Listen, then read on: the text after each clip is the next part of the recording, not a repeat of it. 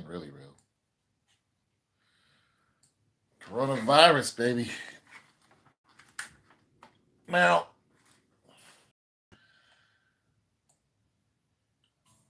let me say this. If I can say anything, let me say this.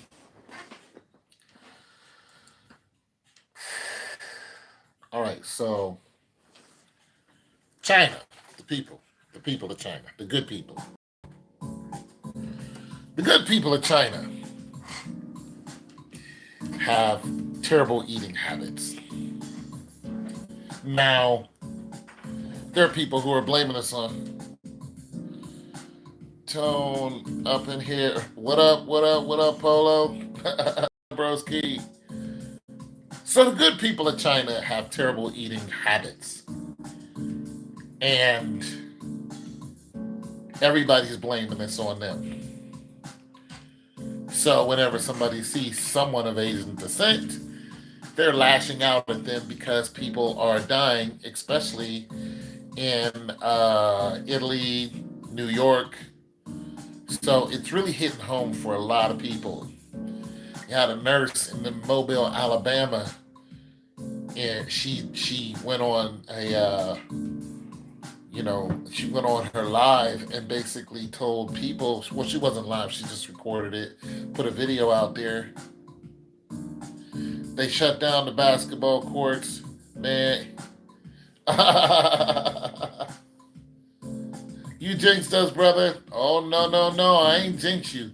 I helped you. I warned you. I warned you. You see, I've seen a government shutdown before. You know what I'm saying? I've seen it before when I was younger.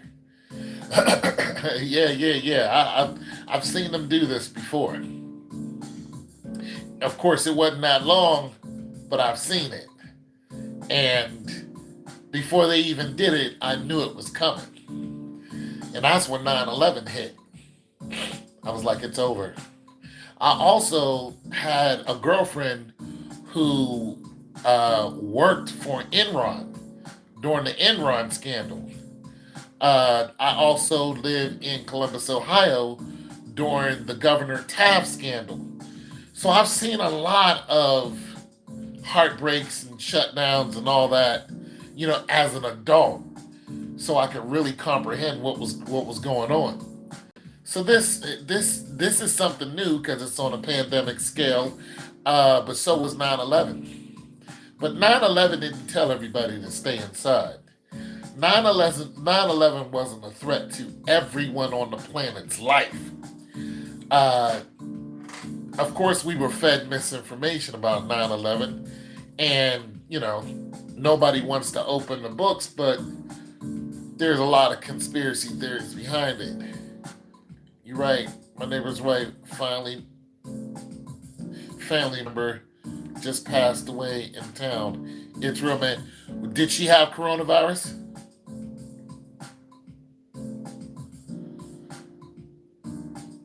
Did the neighbor pass away from coronavirus? Wow, brother.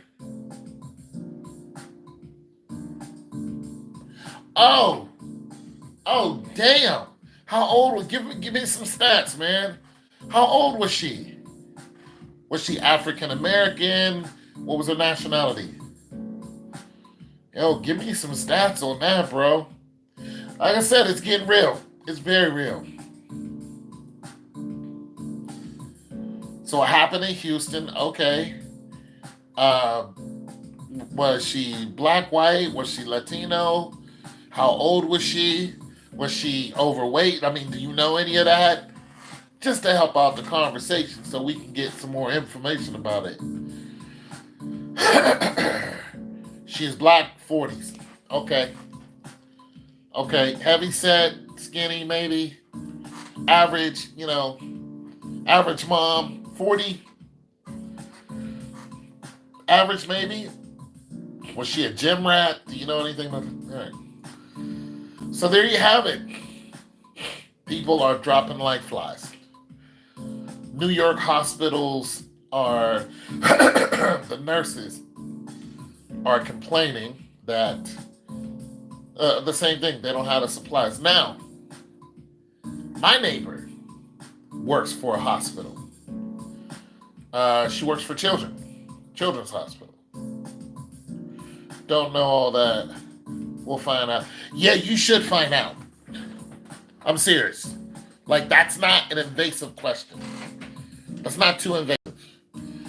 You don't need to ask her weight, but you can kind of ask, or you can just say, let me see a picture of her. Like, what does she look like?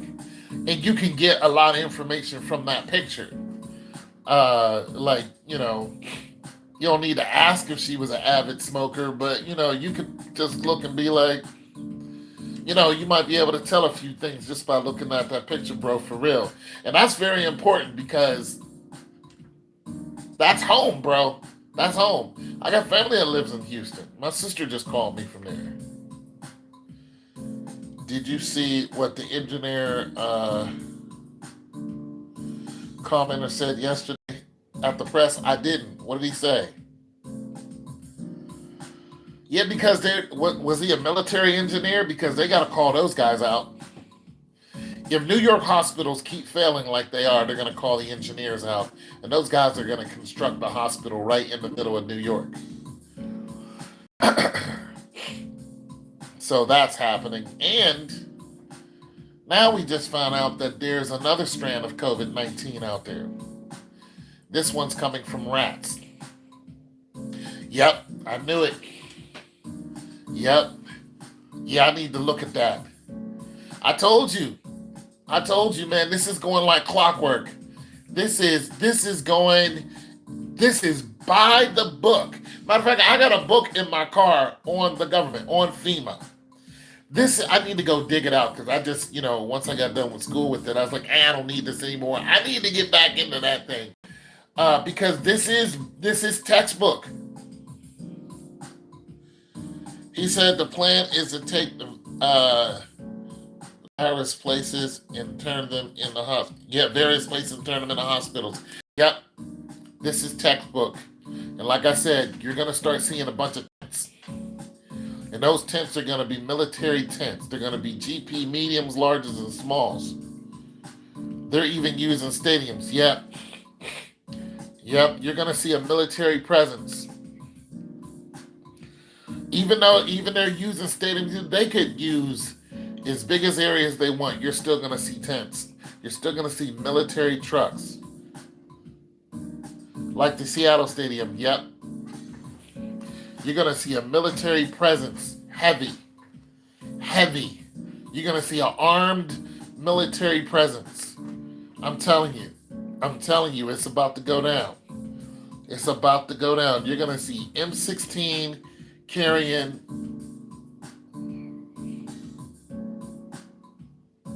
Oh, you ain't got to worry about that. Listen, there is no private contractor. There is no state. There is no form of government, county, city.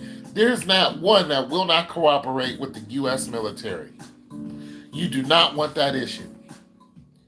You do not want that issue. You don't want that on your resume. You don't want to even act like you want to say no. You do not want to fight that battle. You don't. I'm serious. If the U.S. military comes knocking on your door and say, we need this stadium, we need this facility, listen, they're not asking you. They're just putting it nicely. They're not asking you. They're not saying, hey, can we borrow? Hey, do you mind? No. They're saying, we need. That's it. And some of those places are already empty, so it's not like it's a big deal to get those people out of there. Those places are already vacated. And not only that, the good part about it is you might be able to get subcontracted from it. Because when the military steps into something, there's a lot of times they pay you for it. Now this is a different case, but if they use your facility and they, it's not like they're not going to cover whatever bill. All of a sudden your electric bill goes up to $5,000 for the next 2 months, and they're not going to say, well, that's on you. Okay, I'll watch it. They're not gonna say, well, that's on you. They're gonna pay it. And they might even pay extra. The military's known if they step in, they're gonna at the end of it all, you're going to get a check because you've been subcontracted, is basically what they want to do. Not unless they take something by force. That's different. But if you have something that is going to help them out instead of them constructing a whole building, which they will if they have to, they'll just use contractors to do it. But if they already have it, they'll say, "Hey, boom, we need this," and go in, set up, just like in a movie. Like that's real stuff, and you'll get subcontracted for it. So that's not a bad deal. Take that. Like, yeah, absolutely. Plus, like I said, you don't want that on your resume. You don't want to say, "Well, no, because we were playing a party here or something." Because it's a good chance that you're just gonna get, in big trouble and lose everything that you have, everything you have. You'll even lose your family and house, your whole. You'll lose everything. Like, this is not a. You don't want to do this. Like these goofy people in. I forgot what state it was. They were holding a meeting, and I think it was in Cleveland. It was here. They were holding a meeting of the city councils, and the meeting was about them getting a raise. They were like, "Yeah, I want to bring a motion for us to get a $500 raise." And there were six of them, and one guy was like, "Wait a minute, we're talking about getting a raise when people can't even pay their rent now? Like, this is ridiculous." And a lady, she said the same thing. Like, these people are out of work. Like, people are out of work.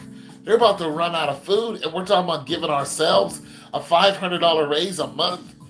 And then I'll bring the motion. Who's all in favor? And four of them goofballs raised their hand. And the lady and the guy was just like, who's all not in favor? And they were like, us, we're not. What? Now, see, those four people that raised their hand, it's a good chance they're not going to have a job. You're just not. It's not. Army Corps engineers, yeah, they're going to step in.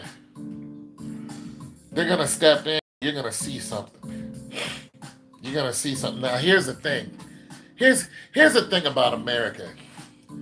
Americans are so drunk on their own pride that unless they have to, unless it's a crisis, they don't know how to work together. You can see it in our basketball teams. One person is the big star on the team. You know what I'm saying? But it's supposed to be a team. I remember in the Olympics when Michael Jordan and all these other big stars got together and they were playing in the Olympics, they went over to like some European country and got whooped because they didn't play as a team. Now we're in a. Yeah, it's okay.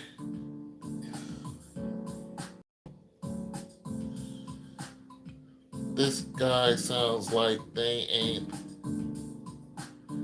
around me. Yeah, yeah, yeah. Oh no, understood. No, they're not. I told you when the U.S. military gets there, don't even play with them. Don't play. When they step in, it's gonna be that deal. It's gonna be the real deal. It's gonna be business. Listen, I'm gonna tell you something about a military person. I'm gonna tell you something about a military person, military-minded person. When it comes down to the brass tacks, they have a prime directive. They don't care about the media. They don't give a damn about you or your kid. They don't care about anything except getting exactly what they want done. And it's for the good of everyone, but they don't want anything to step in the way. If your kid gets in the way, get your kid out the way. Your wife, get your wife out the way. We're not listening to your feelings. We don't care about none of that. Get out of the way. Like, they are very solid, and that's why that guy sounds like that. Because this whole what the media is doing, and and then with the president talking about he's not taking responsibility, talking about it's under control. Now you got people that they don't really want to deal with the president on that level. Like, we don't want to sit here and him and Hart because you knew it was coming 3 months ago. We're not. We don't. And listen, the president's trying to get 4 more years. They don't care about 4 more years. That means absolutely nothing to them. Nothing. Uh,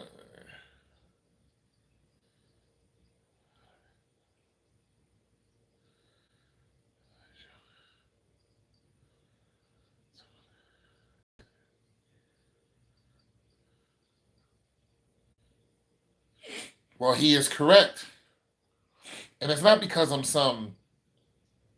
Well, okay. Let me say this. All my credentials, so that puts me in an area that's different than the average listener or a casual listener, because I either lived it, by working in government and being in the military, and I studied it, actually went to a university and studied it and came out with a degree. So that makes me just a little bit more, you know what I'm saying? That just puts me up a couple notches, somebody who hasn't had that experience. But I'm gonna tell you right now, that when your uncle's right, that military, man. Listen, I've never, man. I was in the military 30 years ago. I've never seen nothing like it. I've never seen nothing like it. It's an experience that you never forget. You just don't. The good, the bad, and the ugly about it. You just don't forget it. And when we set up to do something, when we went out on bivouacs or we went out into the field, when we set up to do something, bro, we were moving thousands of soldiers in an instant, in a freaking instant. It's just, it's so precise and concise down to the letter. There is not one person during a field event when you're going out in the middle of the night. You have to be set up by 4 or 5 o'clock in the morning. There's not one person in that field event who does not know what's going on. There's not one person that's running around going, I don't know what I'm supposed to do. There is a commander, and all the orders are handed down, and everybody is in the know. You are on point right now. I don't care if it's your first time out, if you're a brand new EIOU private. I don't care if you're a second Louis. Everybody is handed orders, and they know exactly what's going on, and that's it. It is a precise movement. It moves as one, like a giant fist. That's exactly what the military is. That's what they do. So when he was laughing, yeah, because he know the deal. He know the deals. Meals ready to eat. Those things can survive a nuclear. I'm serious. I'm serious. Like,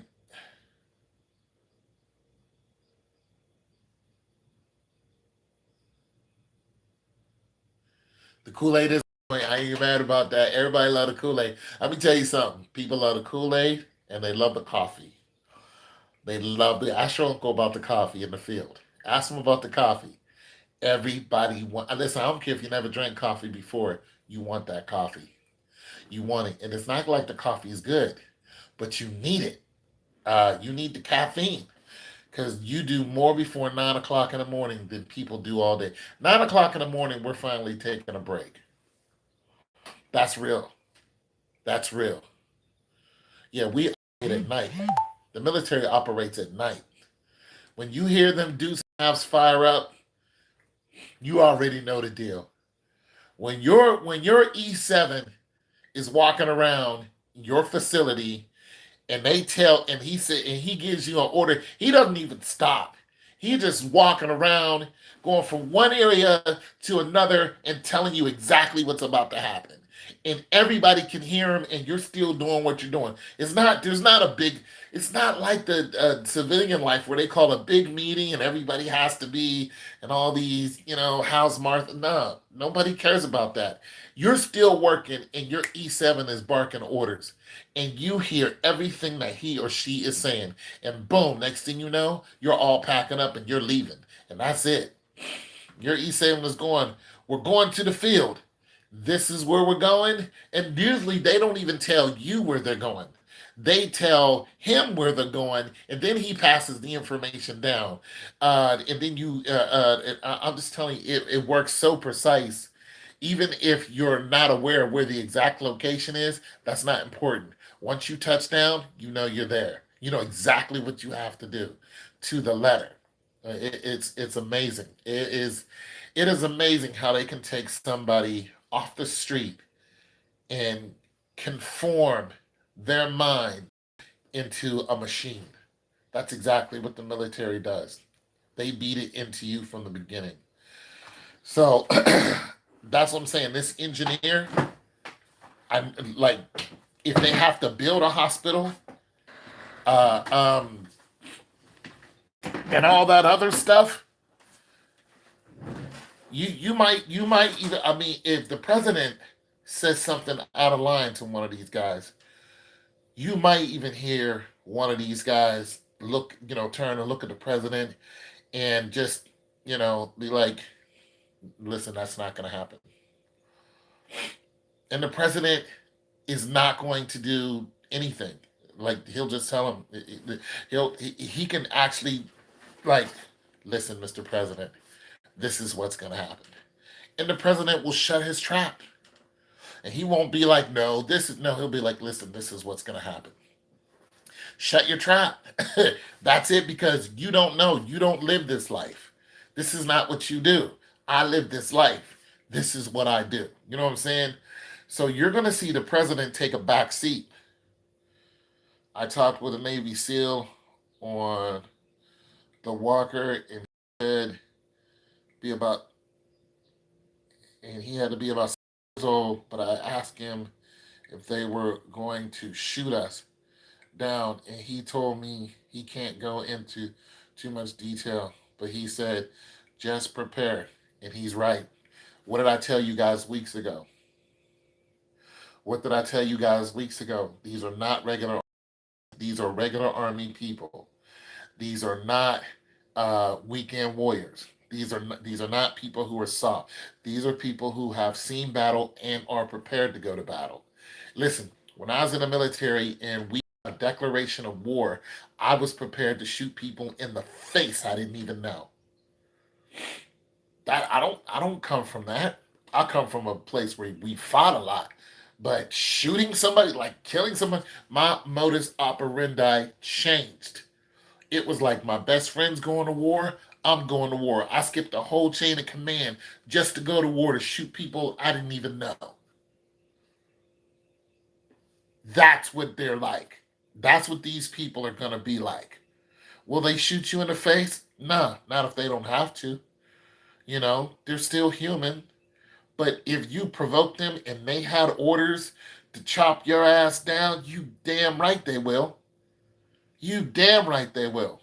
And keep moving. They'll step right over you. You damn right they will. This, like I said, it's not time for play. It's not.